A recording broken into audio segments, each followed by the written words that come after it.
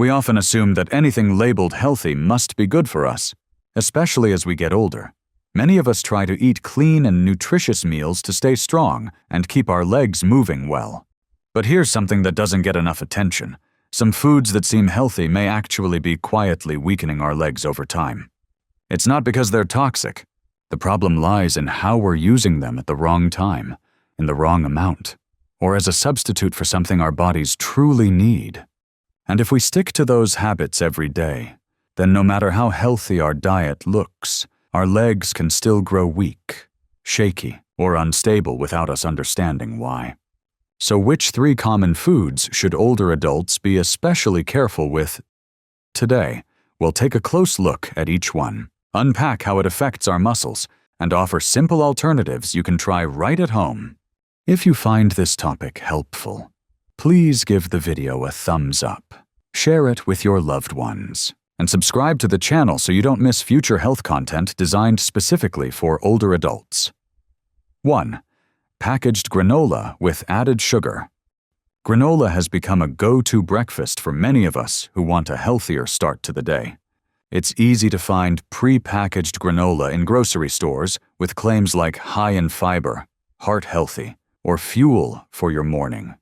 But once we flip the box over and look at the nutrition label, we're often in for a surprise. Many commercial granolas contain a large amount of added sugar, sometimes more than 10 grams in just a small serving. Now, the problem isn't just the sugar itself. The bigger issue is that when we start our morning with a meal high in sugar but low in protein, healthy fats, and real fiber, our bodies respond by releasing a surge of insulin into the bloodstream. This spike in insulin doesn't just make us hungry again sooner. It also triggers low-grade inflammation in our muscle tissues. And that's one of the ways muscle gradually weakens over time without us even noticing. As our blood sugar rises and falls throughout the day, the body ends up prioritizing glucose management over muscle maintenance and repair. If that cycle continues every day, it quietly chips away at our muscle mass. Our legs begin to lose strength, not because of injury or aging alone, but because our bodies have been constantly pulled in the wrong metabolic direction. Several studies have now linked diets high in added sugar with muscle loss in older adults, especially those over 60. This isn't a rare concern. It's something happening slowly and steadily to many of us. Think about how we usually start our day. A bowl of granola with almond milk or unsweetened plant-based milk might sound healthy. But if that granola is mostly sugar and lacking real protein and fiber, we'll likely feel hungry, drained, and foggy by mid-morning. And over time, the muscles in our legs pay the price, quietly shrinking even though we haven't had a fall or injury. At this point, a lot of us might wonder if granola is convenient but not great for our muscles.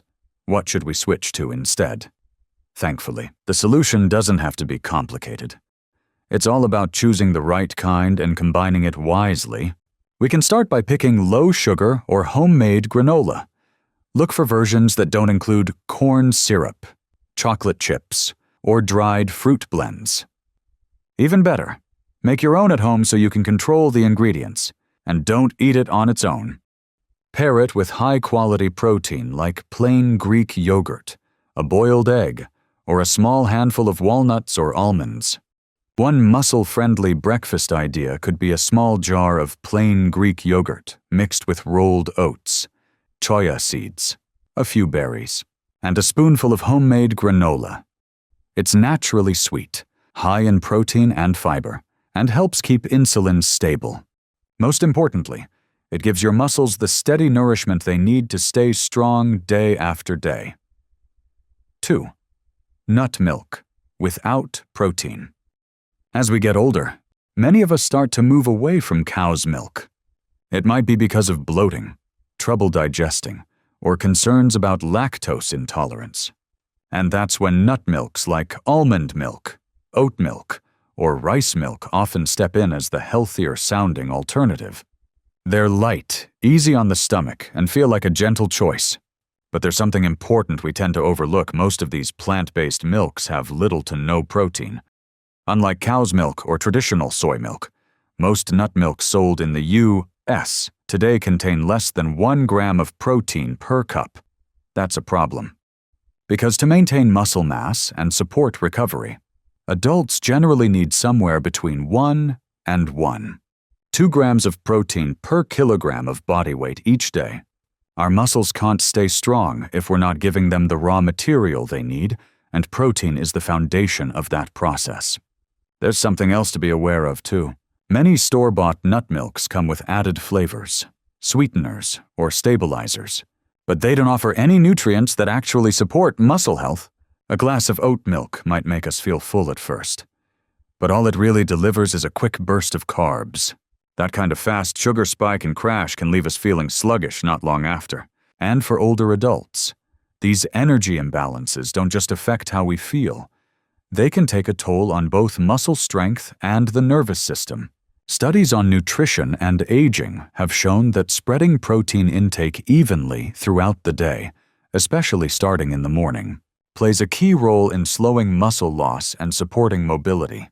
So beginning our day with a glass of nut milk that offers no protein is a bit like trying to start a car with no gas in the tank.